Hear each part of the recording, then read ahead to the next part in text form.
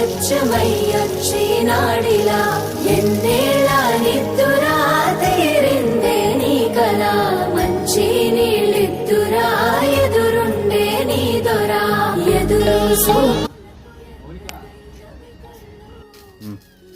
ఏం శ్రీకాంత్ పిలిచావేమి? ఏం లేదు మౌనిక, ఏం చేస్తున్నావు?